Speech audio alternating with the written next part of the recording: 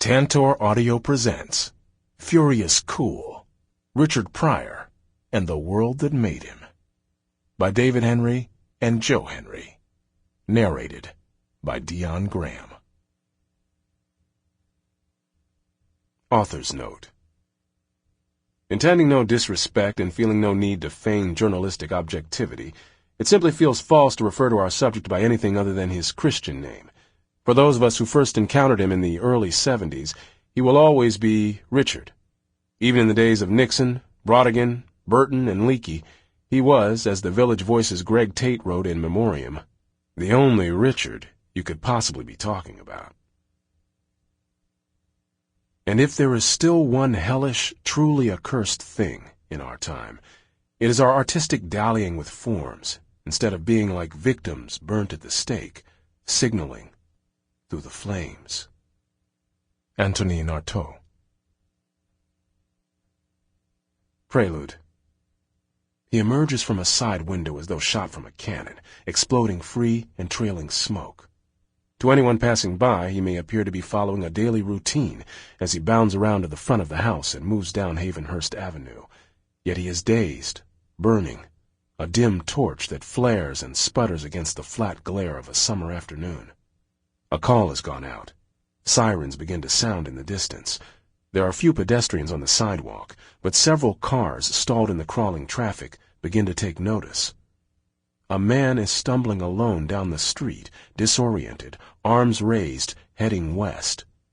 There is smoke rising from his hair and body. He looks familiar. People cry out when he joins them at a corner, smoldering, waiting to cross. As he moves on between halting cars, they call after him, using his first name, as if he were a neighbor or relative. Hey, what? Richard! But he keeps moving. Finally, a police cruiser rolls up next to him, keeping pace.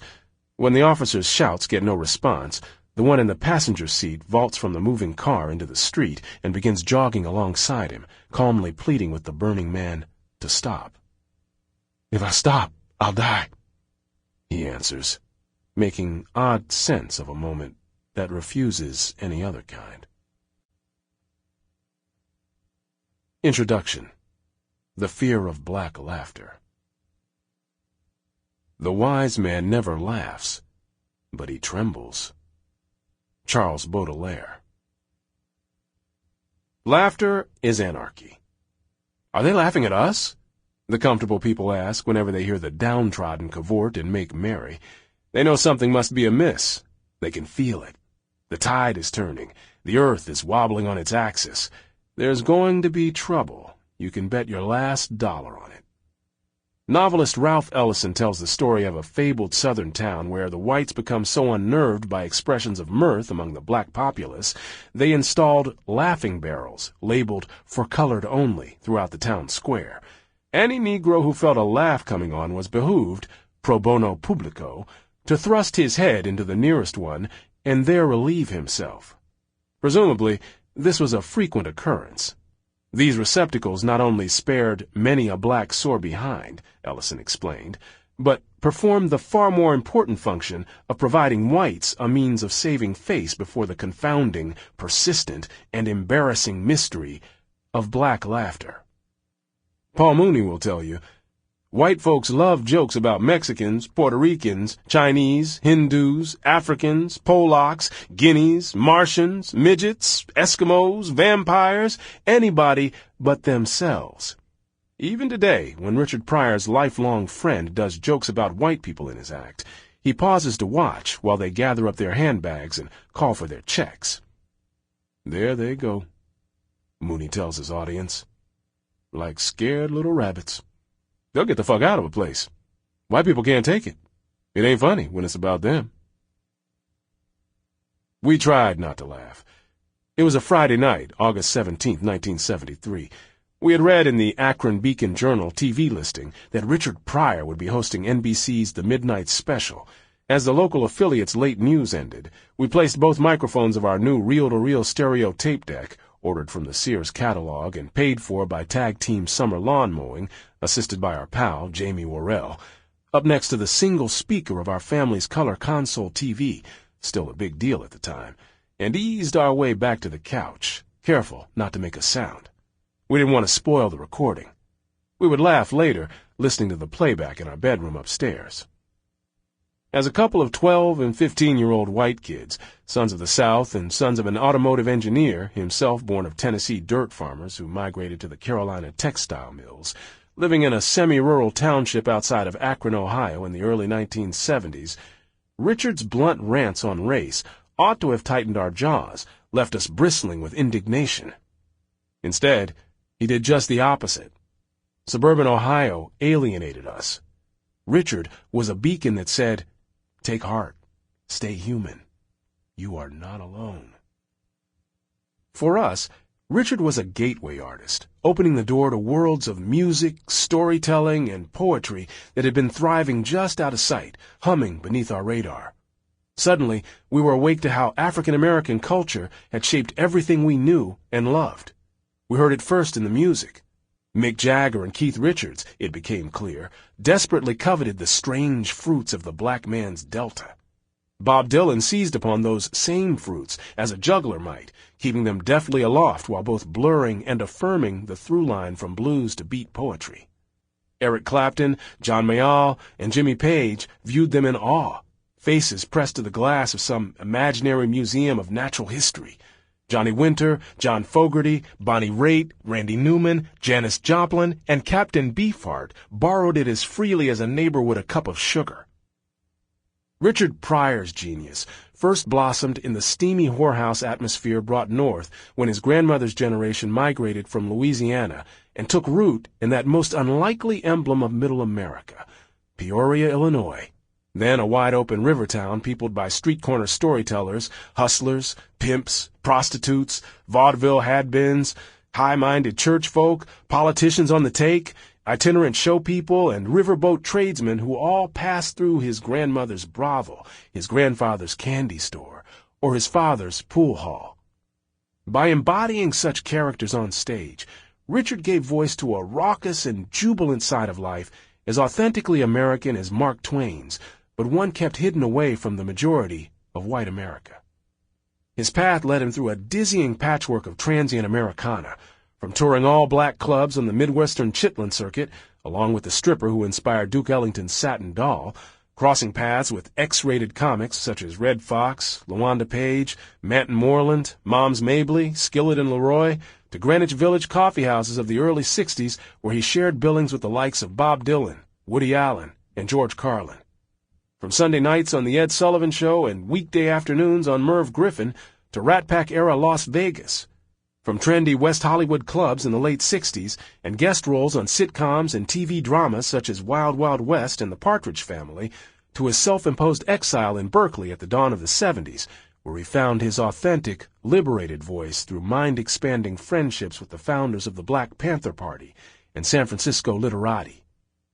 The best of Richard's immediate predecessors, Dick Gregory, Bill Cosby, Godfrey Cambridge, Timmy Rogers, Moms Mabley, retreated to relatively safe, homogenized material, scrubbed clean of earthier elements, when we saw them perform for a nationwide audience on afternoon talk shows. But Richard brought out the raw, tall tales, mother rhymes, boasts, toasts, and lies, the jokes black folks tell on themselves, Langston Hughes, in the privacy of pool halls, barbershops, barbecue joints, back porches, and paraded them naked out in front of everybody. There was no telling what he might say. This was no small breach of the wall. Louis Robinson, writing about Richard's short-lived NBC variety show in the January 1978 issue of Ebony, complained that one could not sit back and relax while watching the Richard Pryor show.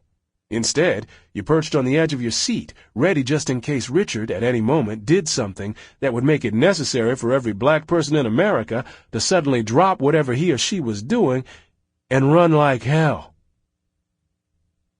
At times, both of us have wondered whether Richard Pryor was truly ours to approach, ours to embrace as a game-changing force, ours to hear as a part of our collective heart's voice, an authentic part of our heritage. When John Cage, another voice in our choir, first began studying Zen Buddhism, he too wondered if it was really his to study. I don't worry any more about that. Cage came to say, and neither do we. We knew Richard as we did, and felt not a racial but a human kinship to his fears and desires, triumphs and failures. Like Dizzy Gillespie said of Charlie Parker, Bird's music was a gift, and if you could hear it, you could have it. Richard Pryor's gift was truth. He turned a gritty corner one day as a young man in Peoria, Illinois, and the truth was on him like a feral alley cat. And he held on to this cat, made a coat out of it, and wore it to New York, hid his secret heart underneath it, and opened it like a curtain on stage.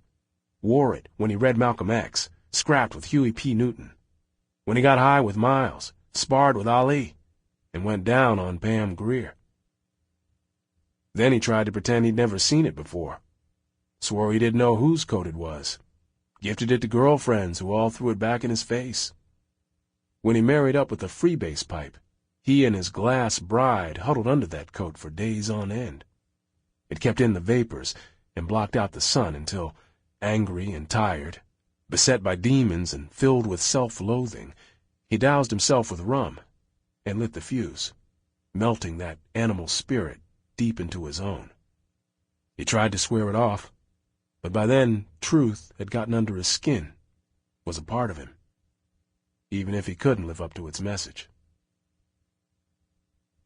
We didn't set out to write the definitive cradle-to-grave biography of Richard Pryor, and have it.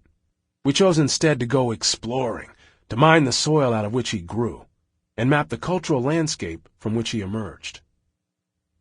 What we found more inspiring than the romanticized idea of genius that springs fully formed out of thin air is the evidence that Richard found all the materials he would ever need among the hair clippings, blood-clumped sawdust, and cigarette butts he swept up from the barber shops, meat-packing plants, and pool halls, blowing in the wind, as it were, in his native Peoria.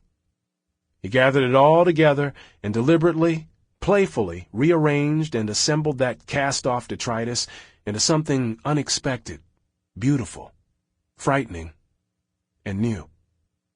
Even the God of our Old Testament shaped creation not out of nothing, but out of chaos. Richard spun his out of straw. And when he held this thing up for all to see, not only did we all recognize and embrace it, we could no longer remember a time when we had been without it. That this gift came from a broken and tragic figure should come as no surprise. It is the cracks, after all, the holes in the firmament, that let in the light. The greatest tragedy of Richard Pryor may have been that he was content to be labeled a comic. We heard this over and over in our interviews with Richard's colleagues and idolaters. He was beyond mere comedy. If you read transcripts of his breakthrough routines, you'll find nothing remotely funny in the words themselves as printed on the page. It was all in his delivery, his empathy, his willingness to give himself fully to the characters he portrayed, and to let them take possession of him. So much so that it seems blasphemous to speak of other comedians when discussing Richard Pryor. There are no others. No one else could do on stage what Richard did. As his friend David Brenner says, he stands alone. Stories abound from the early days of radio when white comics would trek uptown to the Apollo, pencil and paper in hand, and help themselves to the best gags. One clear mark of Richard's genius is that his comedy remains absolutely theft-proof. No one else could do his material. No one else would dare.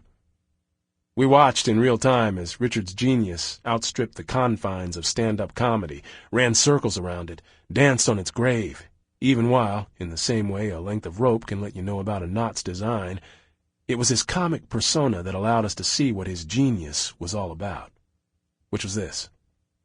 It reflected our flawed and brutal humanity back to us as something we could both love and forgive. That it still accomplishes this in his absence is a testament to the fact that the truth Richard spoke lived outside of his particular alchemy and his frail, fleeting times. But if truth is luminous, Richard was, for a while, the wiry, fragile filament humming in a glass bulb. A brilliant and ferocious light danced through him. We laughed in private, as he invited us to, all the while vaguely sensing what novelist Walter Mosley would later state plain. Richard Pryor wasn't joking. Part 1. A native son of Wistful Vista. Get out! That whispery, strangulated voice belongs to an emaciated and prematurely frail Richard Pryor, doing a dead-on impersonation of the demonic spirit from the Amityville Horror.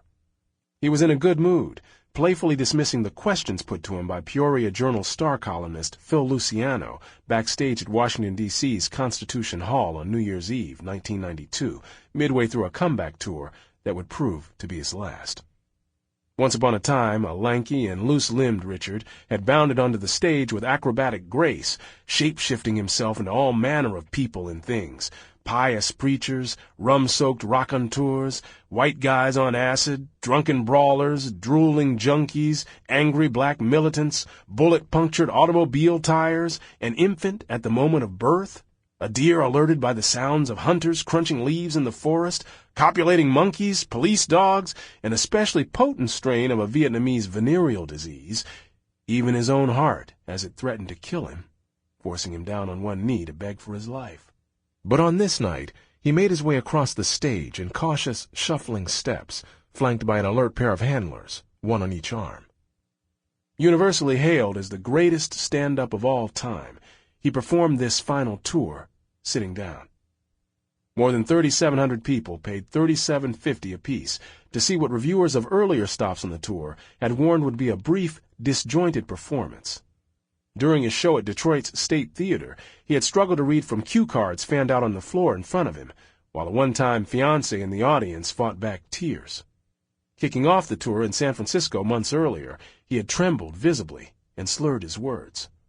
And when he segued into his most famous character, the street-wizened Mudbone, he barely needed to alter his voice. After a mere 20 minutes, he had to be assisted off the stage to prolonged applause.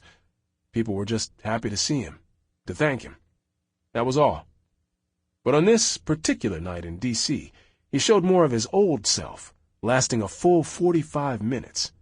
He seemed stronger, funnier, as he confronted the ravaging effects of multiple sclerosis head-on. I got some shit here that fucks with me real bad. This is the thing, like, God said to me, slow down. Well, fuck, was I going that fast? On stage, the man was fearless, prepared to reveal anything. During his show at the Circle Star Theater in San Carlos, California, a woman in the audience called out, "Does that shit mess with your sex life?" And he ran with it. It's something when your dick be hard and look at you and laugh and go away and go, oh, fuck it. And it looks like my dick gets scared to death when it sees some pussy. My dick gets hard sometimes, like I get ready to play and masturbate and my dick will look at me like, come on, Rich. It's a bitch when your dick get hard and there's nothing you can do but say, I can remember. And I have it in my hand. I know I got it. And the dick be waiting for me to stroke it so it can die. You guys are laughing, but I'm telling you, this shit fuck with your Johnson. There's something that happens to your bladder. I can be out on Sunset talking with 8 or 9 women and I start pissing. That shit be running down my boots. I say, damn, baby. She say, it's all right. How come people always say it's all right when it ain't them? And yeah, piss trailing 1.5 miles. After the D.C. show, Richard's face lit up when an assistant introduced Luciana to him backstage. Really? You from the Star? Up close, he seemed smaller than he had on stage, his 51-year-old body scarred by third-degree burns and ravaged by the early onset of multiple sclerosis, his roomy eyes magnified by oversized glasses that dwarfed his shrunken but still iconic face. The Star seemed genuinely awed that a writer from his hometown paper would come all this way to see his show. Within moments, though, a swarm of hangers-on invaded the room, and he was back on again, performing for the benefit of the room, cracking one-liners in answer to Luciano's questions, killing any chance for a genuine exchange between the two.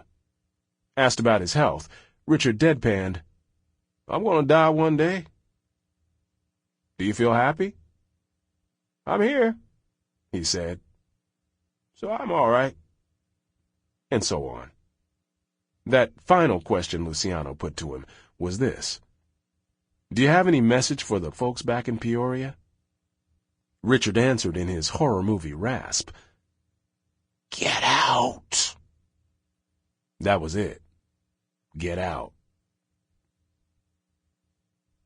"My home's in Peoria," he told a sparse crowd at the Hungry Eye in San Francisco's North Beach neighborhood in 1966. "Whatever you think of when you hear the name, that's what it's like." Usually, people applaud when an entertainer mentions his hometown. If it's Brooklyn, the crowd goes wild. But Peoria? "Last night," he told him, "somebody threw up." Peoria, that famously average embodiment of middle American values, three-time winner of the National Civic League's All-America City Award. Peoria has long been a demographer's dream, a city-sized applause meter reliably registering what the great unwashed will embrace or believe, what they will buy and what they won't. As the largest city on the Illinois River, it was a major stop for musicians and vaudeville troupes traveling between Chicago and St. Louis. In the days of vaudeville, the old saw was that if an act went over in Peoria, it would play anywhere.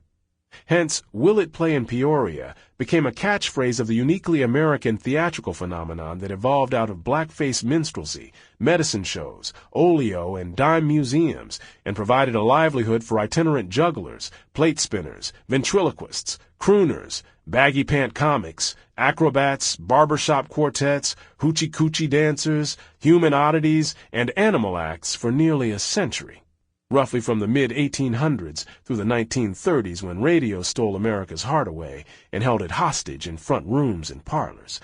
Unlike vaudeville itself, the phrase has endured on Madison Avenue and in political campaigns.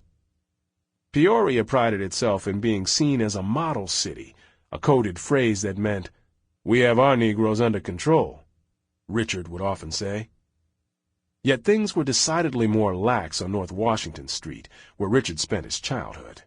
Hookers, winos, gamblers, musicians, politicians, and street corner men populated both Pop's pool hall, owned by his grandfather, and the brothels set up by his grandmother. From the 1920s through the 1950s, Peoria was awash in gambling halls, speakeasies, whorehouses, and corruption, a haven for gangsters and bootleggers. Known as Roaring Peoria, it was a wide-open river town in the old meaning of the word, says retired police chief Alan Andrews. In a 1977 New York Times profile headlined, "Richard Pryor, King of the Scene Stealers," author Joyce Maynard wrote, "Pryor has been given to saying that he was raised in a brothel, which is evidently not the case." Maynard gave no reason for doubting the stories Richard told of his upbringing, but she wasn't the only one. Perhaps the idea that a red-light district could prosper openly in America's model city during the wholesome Eisenhower era simply beggared belief. Yet a federal report issued in the early 1950s cataloged 132 brothels operating in and around Peoria's Aiken Alley alone. Aiken Alley was not an alley at all, but the popular name given to a notorious stretch of Aiken Avenue that ran west from Brisk Collins Tavern at the corner of Franklin and Jefferson down to where it intersected with Reed Street. Whorehouses, such as the one Richard's grandmother ran, weren't just outlets for illicit sex. They were part of the fabric that held African-American neighborhoods together. Playwright and performance artist Jovelyn Richards learned the lore of brothels from one of those prostitutes who went by the name of Satin Doll, immortalized in song by Duke Ellington. The madam and the other ladies took care of the community around them, of the families of the women whose men didn't have steady work. The madam would pay the grocery store to deliver eggs and milk to families, and loved the fact they didn't know where these were coming from, that they could make up their own stories about how the box of groceries or the coal got to be on the front porch. As a child of the 50s, Richard felt a mind-messing disconnect between his own surroundings and life as depicted on TV shows, such as The Life of Riley and Father Knows Best. On television, people talked about having happy lives, he wrote in Prior Convictions. But in the world in which I grew up, happiness was a moment rather than a state of being. It never stayed long enough for you to get to know it good, just a taste here and there, a kiss, a sniff, a stroke, a snort. The gleaming post-war automobiles, big as boats, favored by the city's upper crust, would likely have drawn attention in a neighborhood like Richard's had they not been such a commonplace sight parked along the curb. On stage, years later, Richard would recall playing in his front yard when some untouchable white man would drive up and say, "Hello, little boy. Is your mother home? I want a blowjob." That, said Richard, was our mayor. The joke was barely an exaggeration. Mayor Edward Nelson Deary Woodruff, who served 11 terms as Peoria's mayor over the course of 19 elections spanning 42 years, presided over a brazen administration that imposed a strict schedule of fines for various illegalities, including, but not limited to, gambling and prostitution. The mayor famously defended the city's thriving brothel trade by saying, "You can make prostitution illegal, but you can't make it unpopular." One December, when the city council authorized a crackdown on the red light district, the mayor objected on moral grounds, arguing that it would be unchristian to shutter the brothels so close to Christmas. To give Peoria its due, let it be said that Abraham Lincoln publicly denounced slavery for the first time in a speech delivered there in 1854. The first African-American ever to vote in the United States cast his ballot in Peoria on April 4, 1870.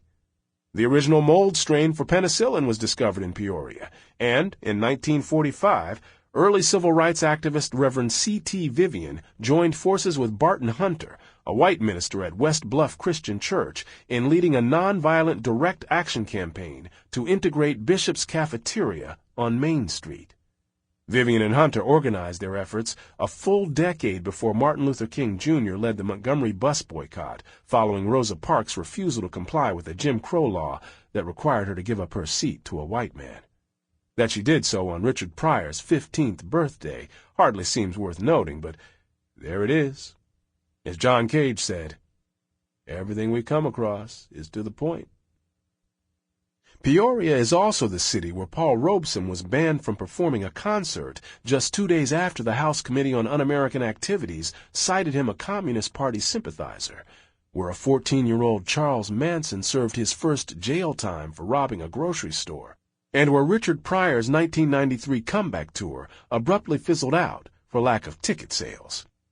Buoyed by big turnouts elsewhere along the tour and by the outpouring of affection from his audiences, Richard agreed to an additional string of Midwestern dates. Among them was a June 11th show at the Peoria Civic Center, marking what would be his first hometown performance in nearly 20 years. But then, just 3 days before the date, Richard abruptly canceled the show, along with the remainder of his tour. Clearly stung by reports of sluggish ticket sales, Civic Center spokeswoman Amy Blaine declined to say how many of the $25 seats had been sold.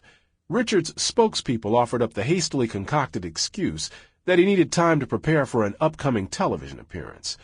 Transparently false, because his next TV role didn't come until 1995, when he received an Emmy nomination for his portrayal of a multiple sclerosis patient on an episode of the CBS hospital drama, Chicago Hope. Peoria has yet to make peace with Richard. His street-level profanity, his frank sexuality, his fury, or his wanton drug use. Even today, the town barely acknowledges him. In October 2001, while Richard languished in deteriorating health in his Encino, California home, confined to a wheelchair where he spent his days watching a DVD of The Silence of the Lambs on repeat play, the Peoria City Council begrudgingly voted 6-5 in favor of renaming a 7-block stretch of a nondescript residential street Richard Pryor Place. In 2011, more than a half-decade after Richard's death, when Phil Luciano wrote a column suggesting that the city choose a more fitting site to commemorate its most famous son, the city's new art center perhaps, or a major thoroughfare, his readers responded thus: "I have a perfect suggestion. Match a memorial with his mind and his mouth. In other words, find a nice sewer somewhere and name it after him. Wally. He was just like any other foul-mouthed comedian. Some of his stuff was funny, most wasn't. There was absolutely nothing special about him, so he came from Peoria. Who the hell cares? At the end of the day, he's just another semi-funny, dead drug user. A.M. I'd hate to plan the Pryor exhibit in the new museum. Exactly how does one honor this man and still keep the exhibit rated G? Elementary schools will make up the majority of attendees. Do you leave out the facts that he was raised in a whorehouse, that he made profanity funny, and that he often joked about his illegal drug abuse? Sample complete. Ready to continue?